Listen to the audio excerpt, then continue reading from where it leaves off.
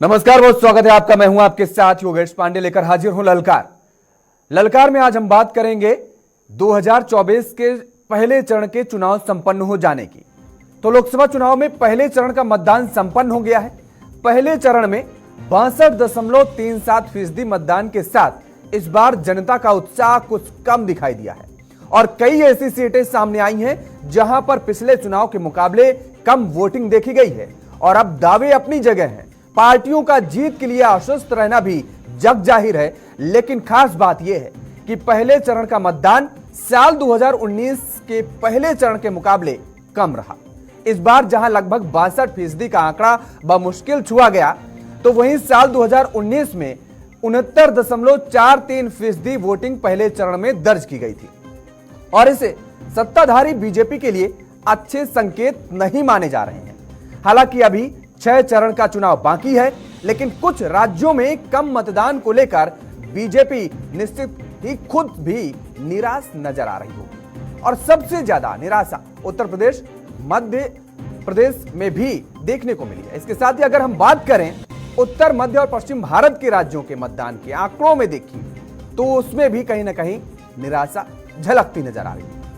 पहले चरण के 21 राज्यों और केंद्र शासित प्रदेशों में इन इलाकों से 8 राज्य केंद्र शासित प्रदेश शामिल थे, जिनमें उत्तर प्रदेश, बिहार, महाराष्ट्र, मध्य प्रदेश, राजस्थान और उत्तराखंड के साथ जम्मू कश्मीर और छत्तीसगढ़ शामिल है। इन 8 राज्यों में लोकसभा के कुल 243 सीट आती हैं। इन राज्यों की 243 सीटों में से मतदान तो महज 47 सीटों पर ही हुआ है, लेकिन इन राज्यों में से किसी में भी मतदान का प्रतिशत 70% का आंकड़ा नहीं छू सका है। अधिकतर राज्यों में 60% से भी कम वोट डाले गए और खास बात यह है इनमें कि इन 8 राज्यों में से 7 में भारतीय जनता पार्टी की सरकार है, जबकि एक केंद्र शासित प्रदेश जम्मू कश्मीर में भी सीधे तौर पर केंद्र की बीजेपी सरकार का ही प्रशासन है। बहरहाल पहले चरण में हुए मतदान किस ओर जनता जाता नजर आ रहा है और जनता किसे जनादेश इस पहले चरण के मतदान में देती नजर आई है, आज हम समझेंगे। लेकिन उससे पहले कुछ सियासी प्रतिक्रियाएं जरा सुनिए आप। और इसलिए खबरें यही है कि पहले चरण में वोटर्स ने इंडी अलायंस को पूरी तरह नकार दिया है, क्योंकि मतदाता जब मतदान करने जाता है सोचता है भाई ये इंडी अलायंस वालों आखिर देश किसके हाथ में सौंपना है, कोई तो चेहरा बताओ। इतना बड़ा देश हम किसको सुपुर्द करें, कुछ तो बताओ। वो बता ही नहीं पा रहे हैं। जो दूसरा फेज का जो चुनाव होने जा रहा है 5 सीटों पे होने जा रहा है और इस बार हम दावे के साथ कह सकते हैं कि 5 की 5 सीट हम लोग गठबंधन के लोग जीतने का काम करेंगे। और यही नहीं, कल चुनाव हुआ था, चारों सीट पर महागठबंधन और इंडिया अलायंस जीत रहा है। आप लोगों को बता दें कि काट की हांडी बार बार नहीं चढ़ती है। ये जो मोदी जी का जो फिल्म है 400 पार का, पहला दिन ही पहले फेज में सुपर फ्लॉप हो गया है। अभी अभी पहला चरण हो गया। मैं पहले चरण का परिणाम बता दूं आपको, बताओ। किसी को बताना मत, मगर हां एडवांस में बता देता हूं, बताओ। सभी सीटों पर कांग्रेस का सुपड़ा साफ हो गया, परंतु यहां से पूरा नहीं होता। 13 सीटें बची है, उसमें भी खाता न खुले। 25 सीटों का हैट्रिक लगाने का काम मेरे कोटा बूंदी वालों को करना है, कोटा बूंदी वालों को। देखिए, ये जो बीजेपी के लोग बोल रहे हैं कि इतनी सीटें आएंगी उतनी सीटें आएंगी, मैं सीधा बता देता हूं आपको, इनको 150 से ज्यादा नहीं मिलने वाली है। ये जो भी कहना चाहे कह लो, 150 से एक ज्यादा नहीं आने वाली। तो पहले चरण का चुनाव संपन्न हो गया है, मतदान हो चुका है और इस बीच अब अपने अपने दावे जनता के सामने पेश किए जाने लगे हैं और दूसरे चरण की पूरी तैयारी की जाने लगी है। हमारे साथ कुछ मेहमान जुड़े हुए हैं, आपका तारुफ करा देते हैं। संदीप दुबे जी हैं, भारतीय जनता पार्टी के नेता हैं। आशीष मिश्रा जी कांग्रेस के प्रवक्ता हमारे साथ जुड़े हुए हैं। आलोक पांडे जी राजनीतिक विश्लेषक हैं। अमिताभ कुमार जी वरिष्ठ पत्रकार हमारे साथ जुड़े हुए हैं। सभी मेहमानों का बहुत स्वागत है। चर्चा की शुरुआत संदीप दुबे जी आपसे करेंगे और पहला कमेंट मैं चाहूंगा कि बहुत संक्षेप में रखिएगा। 150 सीटों से एक सीट आगे नहीं जा रहे हैं, राहुल गांधी कह रहे हैं। तेजस्वी यादव कह रहे हैं सुपर फ्लॉप, 400 पार का जो नारा दिया गया था। विवेक जी देखिए, दो बातें बहुत इंपॉर्टेंट है। राजनीतिक दल अपने अपनी तरह से अपनी बातें रखते हैं। कांग्रेस से आप और क्या उम्मीद रख सकते हैं? अच्छी बात है, कम से कम राहुल जी 150 अपने मन से बोल के जा रहे हैं। ये तो अच्छा है कि ये 0 भी कह सकते थे, 10 भी कह सकते थे। हमें एक ही बात लगता है इस राजनीतिक दृष्टिकोण में पूरे भारत में कि राजनीति को नए तरीके से, नए अवसर के हिसाब से राजनीतिक पार्टियों को देखना चाहिए, क्योंकि यहाँ की जनता जो है वो ज़्यादा सक्षम है, अच्छी अपनी परिस्थिति स्थिति को समझती है और एक नया भारत की जो यशस्वी प्रधानमंत्री की परिकल्पना उसको पूर्ण करने के लिए वोट दे रही है और उसमें वो शामिल है। तो अगर भाव मिल रहे हैं, प्रभाव है, अभाव नहीं है और उस अभाव के अनुरूप जो जनता के बीच विपक्ष अभाव का जो रोना रो रहा है, अभाव परोस रहा है, जनता उस अभाव से निकल रही है, इनके झूठ फरेब के जाल में नहीं आ रही है। और देखिए, मैं तो बहुत थैंक्स कहूंगा सभी जनता को कि जिस तरह से निकल के लोग वोट दे रहे हैं, भाजपा के पक्ष में मतदान हो रहा है। इससे तो साफ जाहिर है कि हम 400 पार का जो 2019 के मुकाबले कम वोटिंग परसेंटेज आया, इसे आप कैसे देखते हैं? नहीं देखिए, अगर हम 2014 देखेंगे, 2019 देखेंगे, कभी कभी जनता, हमारे पास वो डाटा भी है, कई ऐसी जगह है कि जहाँ पे ज़्यादा भी हुई है। जैसे असम के जोरहट में देखिए, पिछली बार 77% हुआ था, इस समय 80% के आसपास हुआ था। कई ऐसी जगह है जहाँ ज़्यादा भी हुई है, कई जगह ऐसी है कम भी हुई है। तो हमें लगता है कि लोगों को मतदान करने के लिए जरूर निकलना चाहिए। एक अवसर मिलता है 5 सालों में, इस अवसर को गंवाना नहीं चाहिए। सवाल यही था कि उत्तर भारत में आप अपने आप को मजबूत नजर आ रहे हैं, दक्षिण में तो ठीक ठाक परसेंटेज देखा गया है, लेकिन जहां आपकी मजबूती नजर आ रही है वहां पर ये मतदान प्रतिशत जो है वो कम देखने को मिला है। आशीष मिश्रा जी, आप कितना उत्सुक नजर आ रहे हैं? क्योंकि ये अक्सर माना जाता है कि अगर कम वोट परसेंटेज होता है तो जो विपक्ष में होता है, विपक्ष राजनीतिक दल होते हैं, उनको थोड़ा सा सहूलियत नजर आती है। नमस्कार। मैं संदीप भाई के साथ में जब डिबेट करता हूँ, भले हम लोग के विचार अलग हो सकते हैं, पार्टियां अलग है, लेकिन बहुत अच्छे वक्ता हैं और मैं उनका बड़ा सम्मान करता हूँ। और आलोक भाई भी हैं, हम लोग काफी अक्सर मुलाकात करते रहते हैं। देखिए, लोकतंत्र का ये पावन पर्व है और सबको लोग बढ़ चढ़ के हिस्सा लेना चाहिए। और ऐसे अवसर में जनता को एक मौका ऐसा मिलता है जबकि सभी राजनीतिक दल के नेता, चाहे किसी भी दल के हो, जो अपने काले कांच और एयर कंडीशन गाड़ी के बाहर निकलकर उनके पैर छूते हुए नजर आते हैं। तो ये एक मौका है कि लोग बढ़ चढ़ के मतदान करें। लेकिन जिस तरीके से आप देखेंगे कि उदासीन तरीके से जो मतदान किया गया है, कहीं ना कहीं ये एक ऐसा लोकतंत्र में नजर आ रहा है कि देश की जनता का धीरे धीरे लोकतंत्र को चलाने वाले और लोकतंत्र में जो नेता चुन के आते हैं, जो प्रतिनिधित्व करते हैं देश की जनता का, और वो पॉलिसियां बनाते हैं जिससे देश की जनता का भला हो और देश आगे बढ़े, कहीं न कहीं सभी नेताओं के प्रति और सभी दलों के प्रति उनका मोह भंग होता दिख रहा है। यही कारण है कि लोग घरों से कम निकल के मतदान कर रहे हैं। ये हमारे देश के लिए बहुत बुरा है, ऐसा नहीं होना चाहिए। क्योंकि जब तक जनता हम नेताओं के ऊपर जवाबदेही हमारी तय नहीं करेगी, तब तक निश्चित रूप से देश विकासशील नहीं हो पाएगा। क्योंकि जितना दायित्व जीतने के बाद और विपक्ष में और पक्ष में बैठने के बाद कार्य करने की हम लोगों की होती है, कहीं न कहीं जनता का भी उतना ही योगदान होता है कि वो अपना प्रतिनिधित्व किसको करने का मौका दे रहे हैं और विपक्ष में किसको उनसे सवाल और जवाब करने का मौका दे रहे हैं, ताकि सरकार में जो नेता बैठे हैं, विपक्ष का काम, नेताओं का काम है कि उनके द्वारा किए वादों को जनता के प्रति खरे रूप से उतारना। एक बात, चलिए, इस बात को आप मानते हैं कि उदासीनता नजर यही आ रही है क्योंकि जो नेता हैं वायदे तो करते हैं लेकिन उनको पूरा नहीं करते हैं, कोई भी राजनीतिक तो उसका कारण है। योगेश भाई देखिए, एक 10 सेकंड दीजिएगा। हाँ। अभी आप देखिए, मैं आपको बताता हूँ, देश में चुनाव हुए नहीं, आप भी देखिए, किसी न किसी फेस के मतदाता होंगे शायद, या तो आपने वोट डाल दिया होगा या तो डालने वाले होंगे आने वाले समय में।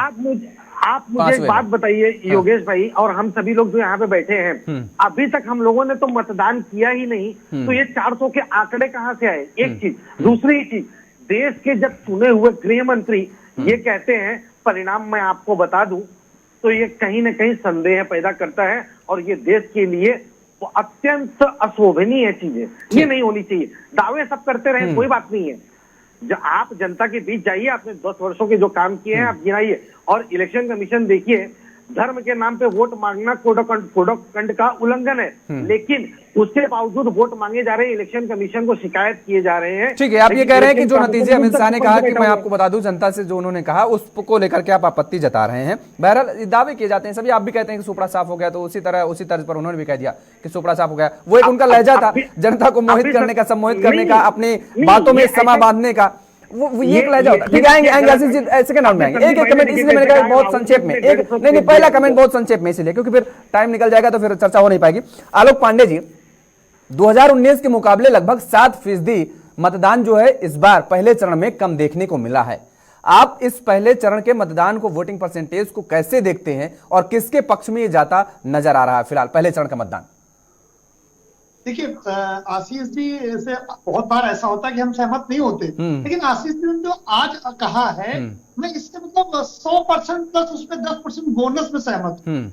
ये सारे राजनीतिक दलों के लिए प्रसिद्ध है। जब हम पीछे की तरफ लौटते हैं वोटिंग परसेंटाइल में, ये अच्छा संकेत नहीं होता। पिछली बार से अगर हमें कम वोट मिले हैं तो ये एक लोकतंत्र के लिए शुभ संकेत नहीं है। 69% से घट करके अगर 62% होता है तो ये पक्ष और विपक्ष दोनों को सोचने की जरूरत है कि क्या जनता दोनों से हतोत्साहित है। अब कम वोटिंग का आमतौर पे ये माना जाता है कि सत्तारूढ़ दल से नाराजगी नहीं है, लोग सोचते हैं ठीक है जो विपक्ष वाला है। ऐसा मेरा अनुमान, जो कम वोटिंग रूलिंग पार्टी के लिए फायदेमंद होती है, लेकिन ये हर बार नहीं होता कि ज्यादा वोटिंग है तो विपक्ष के लिए फायदेमंद है। वेस्ट बंगाल में चुनाव हुआ, बम्पर वोटिंग हुई, ऐसा लगा ममता बनर्जी की सरकार उखड़ जाएगी, लेकिन बम्पर वोटिंग होने के बाद भी ममता बनर्जी रिकॉर्ड मतों से जीती। तो कम वोटिंग ज्यादा वोटिंग बहुत बार फ्लक्चुएट करती है, लेकिन जैसे कि उत्तर प्रदेश के जो मुस्लिम बहुल इलाके हैं, सुल्तानपुर वगैरह में, उनमें आप देखोगे कि मुस्लिम जो वोट है वो बड़ी मात्रा में पड़ा और हिंदू वोट कम मात्रा में निकला उन जगहों पर। इससे ऐसा लगता है कि भारतीय जनता पार्टी 2014 वाली लाइन को नहीं ले पाएगी, 8 में 8 सीटें नहीं जीतेगी, लेकिन मुझे लगता है कि 5 सीटें तक पश्चिमी उत्तर प्रदेश से भारतीय जनता पार्टी निकाल सकती है। 14 का लक्ष्य दोबारा रिपीट नहीं कर पाएगी। 5 सीटें तो 2019 में जीती थी, 5 सीटें तो 2019 में भी जीत दर्ज हुई थी। ये विपक्ष जीता था 5 सीटें, 3 सीटें हाँ माफ कीजिएगा, 3 सीटें तो विपक्ष, 3 सीटें तो विपक्ष ने भी जीता था लास्ट टाइम भी बीजेपी ने।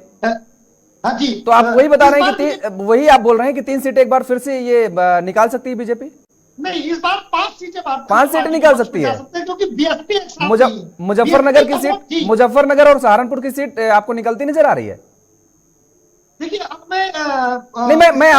मैं आपसे पूछ रहा हूं आंकड़े, मैं आप ऐसा मत समझिए कि मैं आप पर तंज कस रहा हूं, मैं आपसे पूछ रहा हूं क्योंकि वहां पर भी हमको भारतीय जनता पार्टी के अंदर ही मुजफ्फरनगर में खेमेबाजी नजर आ रही है, 2 दिग्गज नेता आपस में भिड़ते नजर आ रहे हैं। लेकिन एक्चुअली क्या है कि 2019 और 14 का विश्लेषण करें, 19 में सपा और बसपा एक साथ थे और एलडी भी एक साथ, तो दलित, मुस्लिम और जाट ये वोट जो है एक साथ था, तो वो 5 सीटें निकाल पाए। अब क्योंकि दलित इससे निकल गया, तो मोटा मोटा ऐसा लगता है कि दलित के निकल जाने के बाद 5 सीटें विपक्ष नहीं जीत पाएगा, तो उससे कम आएगा, क्योंकि दलित वेस्टर्न उत्तर प्रदेश में बहुत बड़ी मात्रा में है और दलित का वोट अलग पड़ रहा है। इसलिए भारतीय जनता पार्टी जो वोटों का बिखराव होगा विपक्ष में, उससे भारतीय जनता पार्टी को लाभ मिलेगा। भारतीय जनता पार्टी का अपना मत प्रतिशत हो सकता है कम पड़े, लेकिन बीएसपी तो अपने मत लेकर चली जाएगी दलितों के, और थोड़ा बहुत वो मुसलमानों का वोट भी काटेगी। अच्छा, एक छोटा सा और यहाँ पर कमेंट ले लेते हैं आपसे। ये जो राजपूतों की नाराजगी और ये कहा गया कि किसानों की नाराजगी है जयंत चौधरी का भारतीय जनता पार्टी के साथ, क्योंकि 2022 के विधानसभा चुनाव में वही जयंत चौधरी लगातार पंचायत लगा रहे थे, गांव-गांव जाकर के पंचायत लगा रहे थे, बीजेपी की खामियों को गिना रहे थे। तो क्या वो लोग जो भारतीय जनता पार्टी के खिलाफ बातें कर रहे थे या जो भारतीय जनता पार्टी के विरोध में बातें, आवाज उठा रहे थे, उनकी कमियों को गिना रहे थे, इतनी जल्दी वो जयंत चौधरी के साथ मोटिवेट होकर के इतने कम समय में वो बीजेपी के पाले में आ गए होंगे? योगेश जी, मैं तो ये मानता हूं कि जब किसानों का फर्स्ट फेज आंदोलन चला था, बहुत बड़ा आंदोलन था। भारत सरकार को अपने कृषि कानून को वापस लेना पड़ा था। और जो किसान नेता पंजाब में हो चाहे वेस्टर्न उत्तर प्रदेश में, नाम किसी का नहीं लूंगा, वो अपने मोहल्ले के वोट नहीं भाजपा को रोक पाए थे। भाजपा को उनके मोहल्ले से वोट मिल गया था। और भारतीय जनता पार्टी ने वेस्टर्न उत्तर प्रदेश में 2022 की विधानसभा में बड़ा अच्छा प्रदर्शन किया था। मैं ये नहीं कहता बहुत बढ़िया, लेकिन वो उसकी सबसे कमजोर जगहों पर भी भारतीय जनता पार्टी ने किसान आंदोलन के प्रभाव को लगभग कम कर दिया था। पूरी तरह से नहीं कम हो पाया था। और सेकंड फेज का जो किसान आंदोलन है, मैं इसे आंदोलन मानने से इंकार करता हूँ। ये फ्लॉप शो था और भारतीय जनता पार्टी को इससे कोई राजनीतिक नुकसान नहीं होने वाला, विपक्ष कहता रहे।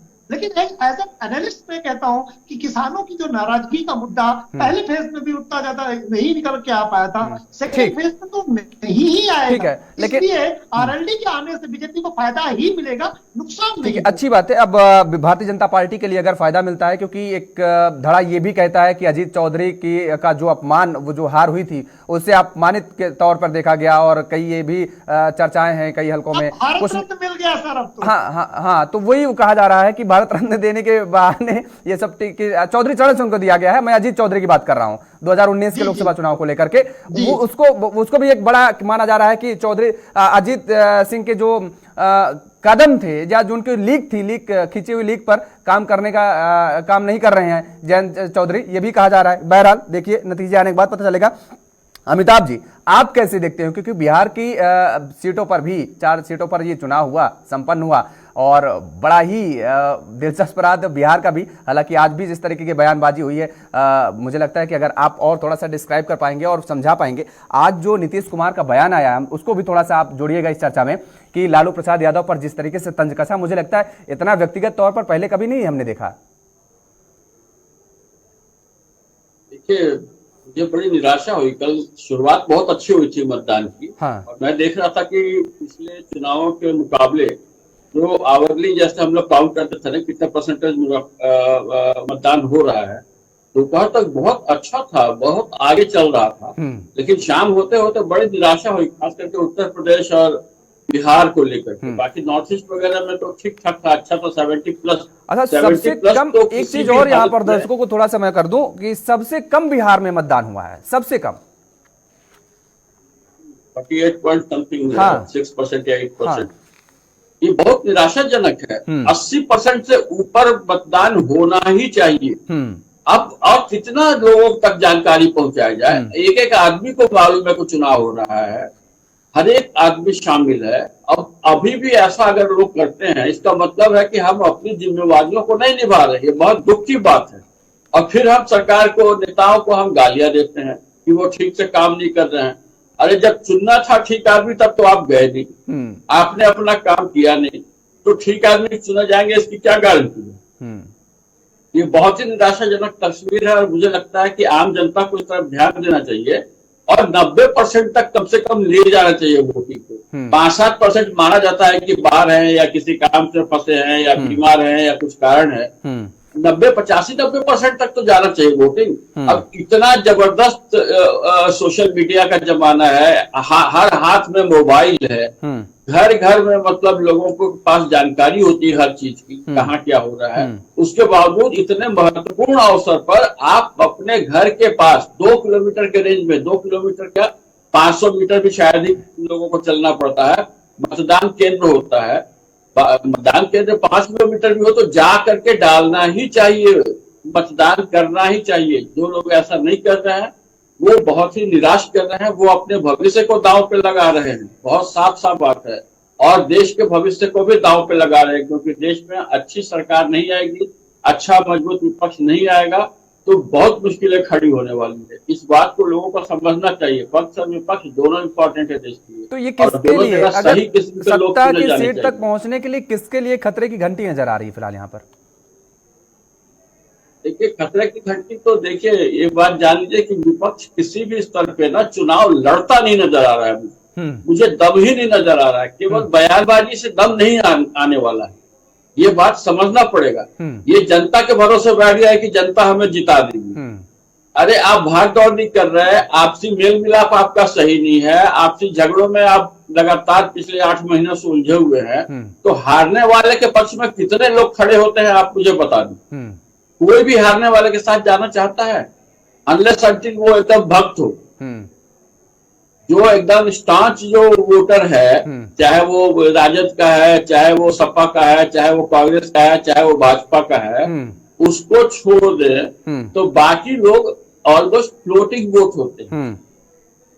तो फ्लोटिंग वोट कभी भी ना हारने वाले के साथ नहीं खड़ा होता, वोट नहीं करता है। आपने देखा कि रामपुर जैसी जगह, सहारनपुर जैसी जगह, इन सब जगह भी परसेंटेज पहले से घटा है कुछ। तो ये चीजें अच्छी बात नहीं है। आम जनता को आगे आना चाहिए और चुनाव करना चाहिए। और देखिए, ये बहुत स्पष्ट समझिए, कम या ज्यादा अब चुनाव का समीकरण बदल चुका है, गणना का समीकरण बदल चुका। पहले की तरह नहीं आप चीजों को देख सकते हैं, क्योंकि आपने एक चीज को स्पष्ट महसूस किया होगा कि लगातार 2 टर्म के बावजूद भारतीय जनता पार्टी की सरकार के खिलाफ किसी प्रकार का जो एंटी इनकम्बेंसी जो शब्द है अंग्रेजी वो नहीं था। लगातार चैनल्स और लेकिन एक चीज और भी देखने को मिली है कि जो 14 और 19 में जो लहर की हम बात करते थे, जो उत्सुकता देखते, इस बार थोड़ा सा निराशाजनक आपको तस्वीर नजर नहीं आई है कि वो जनता में भी, मतदाताओं में भी वो उत्साह नजर नहीं आया है?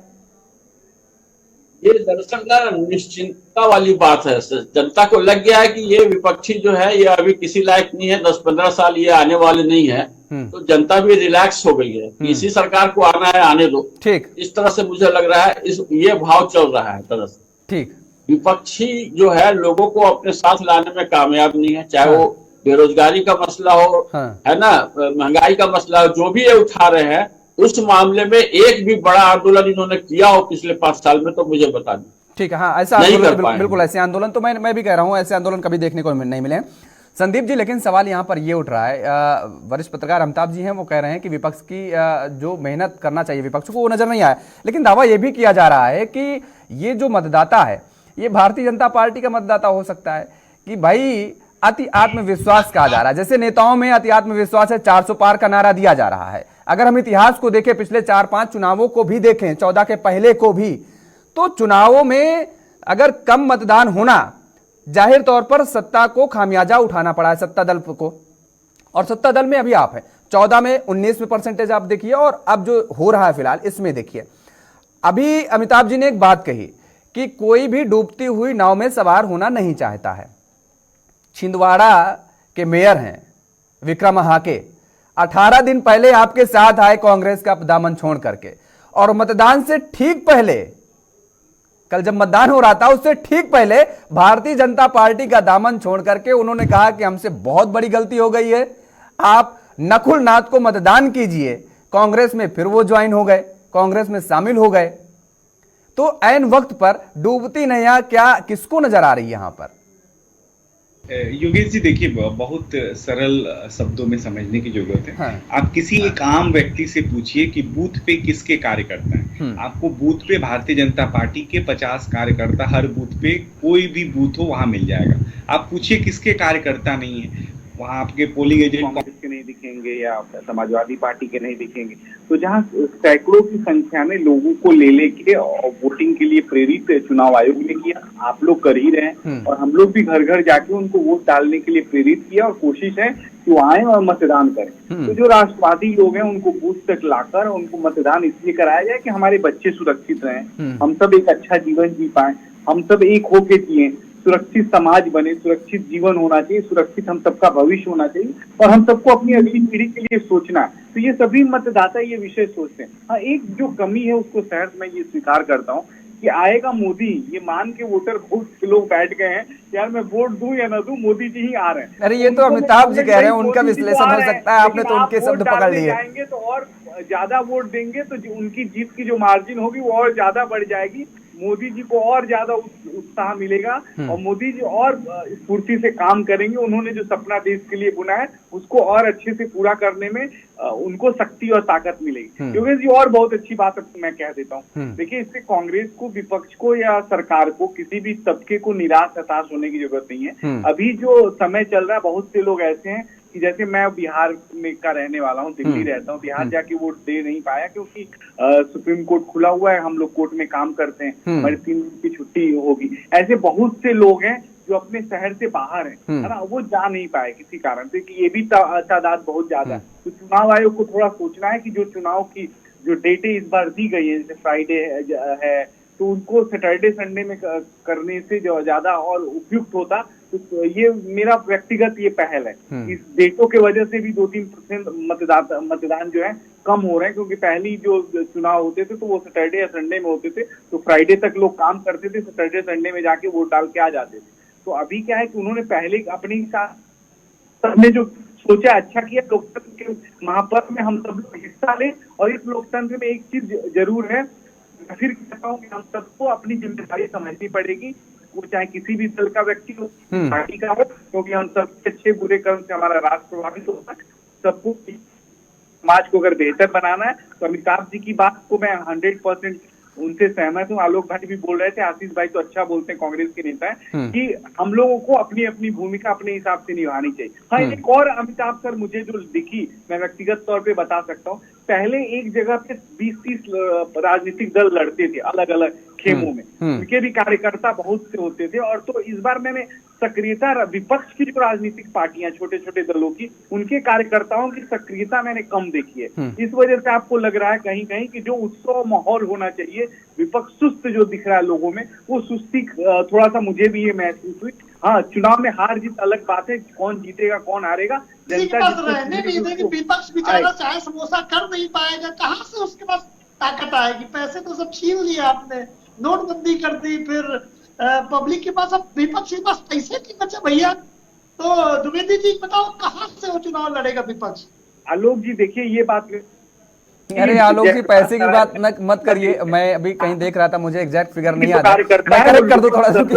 संदीप जी ठीक है, मैं आपके पास आ रहा हूँ, सवाल आपसे एक थोड़ा सा और है, ठीक है, यहाँ पे कोई किसी का हक नहीं बटेगा, नहीं, अभी मैं एक कहीं फिगर देख रहा था, बीजेपी ने गूगल पर 15 करोड़ रुपए खर्च किया एडवर्टाइजमेंट में, और कांग्रेस ने 12 करोड़ लगभग। तो मुझे नहीं लगता है कि पैसों की कमी है। अगर भारतीय जनता पार्टी सत्ता में होकर के पैसा 15 करोड़ खर्च कर रही है अभी तक, और 12 करोड़ कांग्रेस खर्च कर रही है, लगभग आंकड़ा थोड़ा बहुत ऊपर नीचे, एग्जैक्ट फिगर मुझे नहीं याद आ रहा है, 12 और 15 के बीच में ही, तो इसका मतलब कांग्रेस के पास पैसा है, पैसे कमी नहीं। सत्ता में इतने दिन उन्होंने सुख भोगा है और पैसे नहीं है कांग्रेस के पास। आज भी कांग्रेस का नेता मैंने देखा, इतने दिन से 10 साल तो हो गए, सत्ता पर नहीं है। और इन नेताओं को देखिए कि जो मेरे सामने आए हैं, आप तो बहुत उम्रदराज हैं और एक्सपीरियंस होल्डर हैं, आपने न जाने कितने देखे होंगे। लोग देखते थे कि जो हमने कई दफा इसका जिक्र भी किया है कि बाइक से आते थे, आज वो 4 व्हीलर से आ रहे हैं, और कहां से पैसा आ रहा है मुझे खुद ही नहीं पता। समाज सेवा कर रहे हैं, सत्ता में कांग्रेस है नहीं, और फिर पैसा कहां से रहे हैं मुझे खुद ही नहीं पता, मैं खुद ही हतप्रभ हूं। बहरहाल संदीप जी, लेकिन सवाल बड़े हो रहे हैं।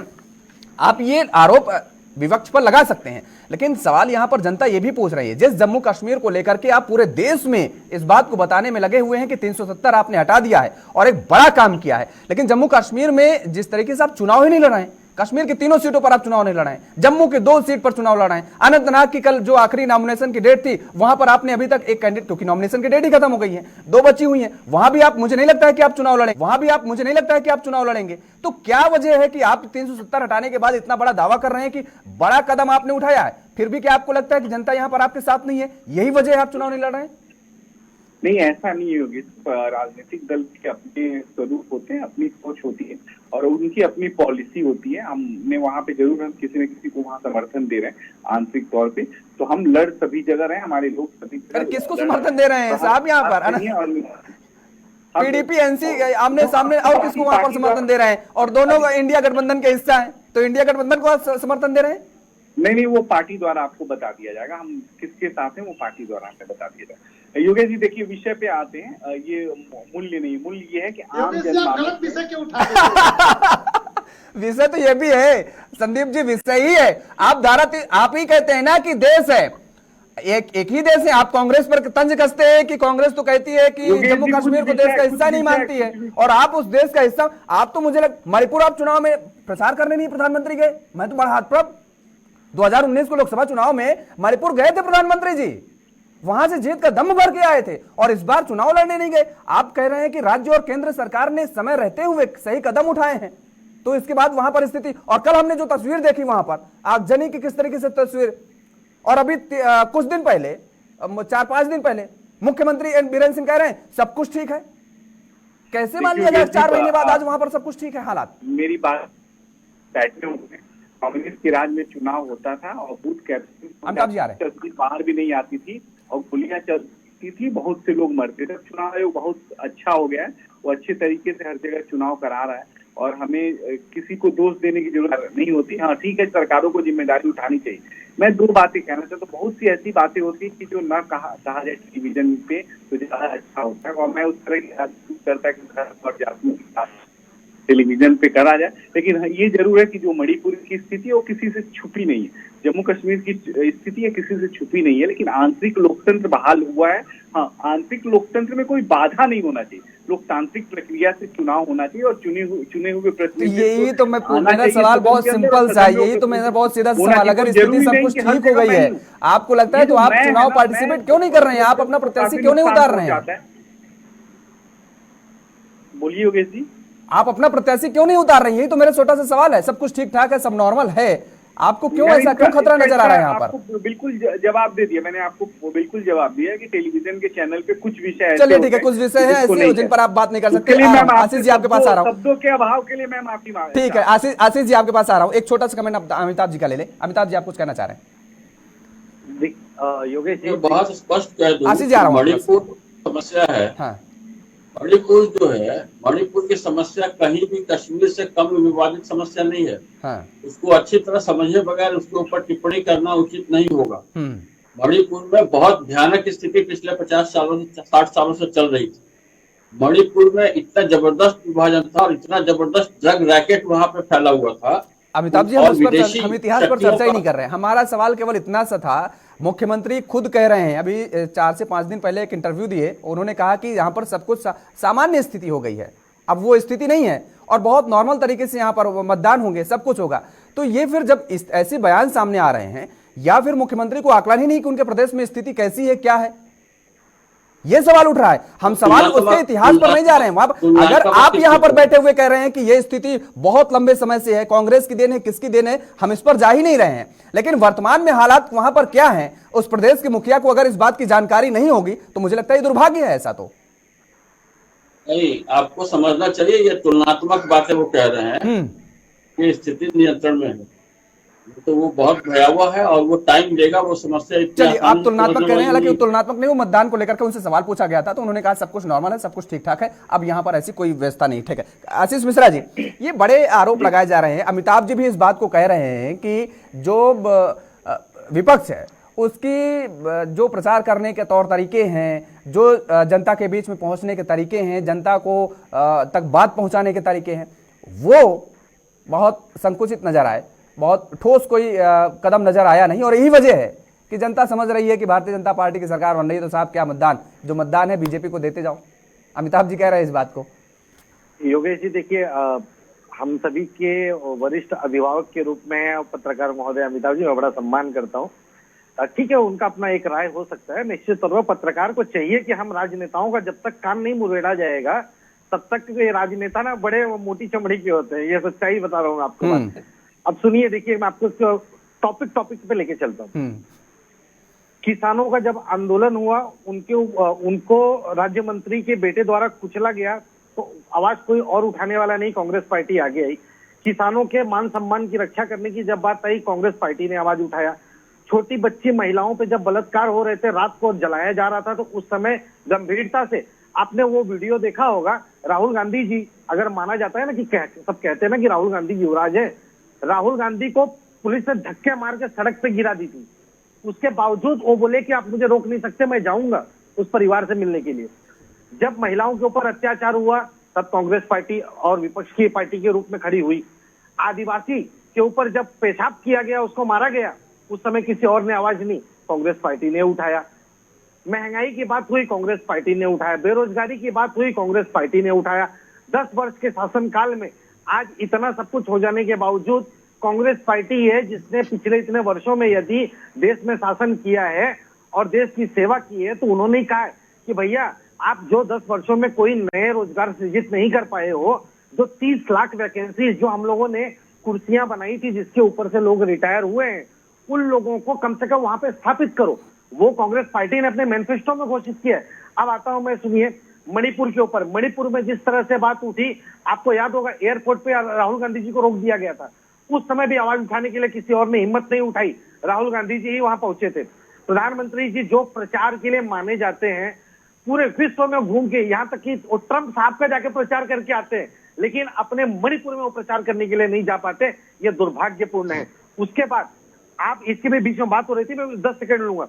यूरिया, बीज, पानी, लाइट बिल, ट्रैक्टर पे जीएसटी, हर एक जगह पे डीजल पेट्रोल महंगा, हर जगह पे। अगर किसी ने किसान ठगा गया 27 रुपया। आपने प्रधानमंत्री नरेंद्र मोदी का भाषण नहीं सुना? उन्होंने कहा कि अमेरिका में 3000 रुपए की बोरी मिलती है और हम यहाँ किसानों को 300 रुपए की देते हैं। ठीक है, ठीक है, उसकी भी एक बार जांच हो जाएगी ना, तो पता चल जाएगा कि वो जो 300 रुपए 400 रुपए में देते हैं उसके अंदर रहता कितना माल। उसके बाद अभी सुनिए, लालू पर नीतीश कुमार जी को भी तंज की जो बात आ रही थी, तो मैं बोलता हूं कि एक तरह से आप देख लीजिए, नीतीश कुमार जी बहुत एक सज्जन व्यक्ति हैं और हम सभी के बहुत बड़े नेता हैं। वो उन्होंने, आप यकीन मानिए, जिस छवि को लेके वो राजनीति में आए थे, उन्होंने अपने राजनीतिक आत्महत्या खुद से कर ली है। आप ये चुनाव और इसके बाद का विधानसभा चुनाव में आप देख लेंगे वो कहां पे सिमटेंगे। उसके बाद हम चलते हैं कश्मीर पे। देखिए, धारा 370 और 35 से की बात जो रहती है, बार बार ये लोग दम्भ भरते हैं कि हमने हटाया। तो कोई ऐसा नहीं कह रहा है कि आपने नहीं हटाया, लेकिन इस बात को भी समझने की जरूरत है कि जब हमने वहां पे हरि सिंह के साथ में, अरे ठीक है, वहां नहीं जाएंगे, वहां अभी फिर ये समय कम है ना। सुनिए, उसी टॉपिक पे आ रहा हूँ। हमने बात कही थी, बंदूक की नोक पे किसी से कुछ बुलवा लेना और कुछ करवा लेना, और जनमत संग्रह करवा के अगर आप करवाए होते तो ये उदासीनता नहीं होती। और आपके आज भारतीय जनता पार्टी के पास हिम्मत नहीं है कि जिसे बंदूक की नोक पर हम लोगों ने लाके जबरन उनको घर में कैद करके कुछ करवाया हो और कुछ लागू किया हो, वो हमें कैसे मतदान करेंगे। अरे पूरे देश की जनता को आपने कैद करा दिया था बंदूक के नोक पे, आप कह रहे हैं वहां पर वहां नहीं जाएंगे। हम ये जानना चाह रहे हैं। अभी देखिए, बहुत छोटा सा जवाब दीजिए आशीष जी, बहुत छोटा सा। आपके पास कोई नेता ही नहीं, अभी आप प्रधानमंत्री को सुन रहे थे, आपके पास कोई नेता ही नहीं, और उन्हीं सब चीजों को, सब बातों को कैलकुलेट करके अमिताभ जी ने ये बात कही कि जो विपक्ष का है, विपक्ष की बातों को जनता कैसे स्वीकार करे, जनता कैसे माने कि विपक्ष बहुत बड़ा मजबूत है। विपक्ष ने अगर बात नहीं मानी होती तो आपने जैसे बताया, नरेंद्र मोदी जी को ना इतने हजारों करोड़ रुपए ना प्रचार प्रसार में नहीं खर्च करने पड़ते। अरे आप भी खर्च कर रहे हैं। सुनिए ना, बिल्कुल। देखिए, मैं तो बोला, अरे लाठी डंडे मैं खाया हूँ, मैं आपको चाहिए तो टैग कर दूंगा। महंगाई के ऊपर आंदोलन हो रहा था दिल्ली में। अरे चलिए ठीक है, लाठी डंडे आप टैग कर देंगे, अच्छी बात है। आप कांग्रेस के कार्यकर्ता हैं, मजबूत कार्यकर्ता हैं, मजबूत सिपाही हैं, हम ये नहीं कह रहे हैं, होना भी चाहिए। भारतीय जनता पार्टी के कार्यकर्ता ने कम लाठी नहीं खाई है, कम लाठी डंडे नहीं खाए। बिल्कुल, मैं सम्मान करता हूँ। हाँ, एक लास्ट का रिमार्क ले लीजिए योगेश भाई। मुझे यही लगता है, देखिए, मैंने बोला ना कि लोकतंत्र की खूबसूरती है कि पक्ष और विपक्ष एक दूसरे को, दोनों को सम्मान देना चाहिए और बात करनी चाहिए। लेकिन आज देखिए, संदीप भाई हमारे इतना अच्छा मेहनत करते हैं, लेकिन इनकी परिस्थिति ऐसी है कि ये जिस हमारे नेताओं को गाली दे रहे हैं, इनके नेता ईडी, सीबीआई, आईटी भेज के उनको अपने दल में लेके जाते हैं और हमारे भाई को उनको डिपेंड करने के लिए लगा देते हैं। चलिए, यही हाल आपके यहाँ भी, आपके लिए भी कहा जा सकता है, संदीप जी कह सकते हैं। आलोक पांडे जी, फाइनल कमेंट। ठीक है, आलोक पांडे जी। अब नेताओं के बाद थोड़ा बड़ा बचता समय उसी में हम लोग एडजस्ट कर लेते हैं। जी, बहरहाल हमने इसीलिए पहली बार आप दोनों लोगों को पहले ही ज्यादा मौका दे दिया था, मुझे मालूम था, इसीलिए पहला छोटा कमेंट दोनों लोगों से लिया था। जी, आपका कोई प्रश्न है कि और फाइनल कमेंट? नहीं, आप फाइनल कमेंट कर दीजिए कि भाई, हमने जम्मू कश्मीर को भी लेकर के हमने कहा कि भारतीय जनता पार्टी अगर इतना दम भर रही है तो क्यों नहीं वहां चुनाव लड़ रही है। ऑल ओवर बाकी आपके क्या तस्वीर नजर आ रही है आपको? देखिए, एक्चुअली जम्मू कश्मीर या नागालैंड जो भी है, देश की केंद्र सरकार का पहली ड्यूटी है कि देश की यूनिटी और इंटीग्रिटी को मेंटेन करे। उसके लिए कोई लीगल कदम और कोई कठोर कदम भी उठाना पड़े, जो और लीगलिटी से टच ना करता हो तो भी करना पड़ेगा, क्योंकि प्रियम्बल ये कहती भारतीय संविधान की कि हमने we the people of India 26 सितंबर 1949 को 2006 को हमने वादा किया था भारत के लोगों ने कि देश की एकता और अखंडता की रक्षा करें, और केंद्र की सरकार इसके लिए बाध्य है कि देश की यूनिटी और इंटीग्रिटी की रक्षा करे और जो पीओके जैसा बना है उसको भी वापस लेके आए। वो लाना पड़ेगा, हमने वो भी प्रॉमिस किया कि पीओके हमारा है। तो उसके लिए कोई भी काम ऐसा जो थोड़ा टेढ़ा भी हो उसे करना चाहिए। इस मामले में भी भारत सरकार के ऊपर कभी प्रश्न नहीं, लेकिन अपने सिपाही वहां पर तैनात तो अपने सिपाही तो वहां पर तैनात तो करने पड़ेंगे। हार जीत तो अपनी जगह है, हो सकता है आपकी जीत दर्ज हो। जब आपके सिपाही ही नहीं होंगे, आपका जनता का प्रतिनिधित्व ही नहीं कर पाएंगे वहां पर, तो फिर मतलब क्या होगा? आप केंद्र में बैठे हुए हैं, लेकिन वहां जनता के बीच में कौन जाएगा? देखिए, उसकी एक समस्या ये है कि जब कभी कभी ऑपरेशन होता है तो हम डॉक्टर से भी चिढ़ जाते हैं कि भले वो डॉक्टर के लिए फायदेमंद हो, मतलब पेशेंट के लिए फायदेमंद हो। तो बीजेपी शायद उस समस्या से बचना चाह रही होगी कि हमने 370 हटाया है, और अगर वहां चुनाव हार गए तो आंसर क्या करेंगे? हाँ, वो बीजेपी की रणनीति है। संदीप जी ने भी बताया कि उस पर वो कमेंट नहीं कर सकते। बहरहाल, आप सभी मेहमानों का बहुत बहुत शुक्रिया, बहुत धन्यवाद हमारे साथ जुड़ने के लिए और समय देने के लिए। तो पहले चरण का मतदान फिलहाल संपन्न हो गया, लेकिन इसके किसके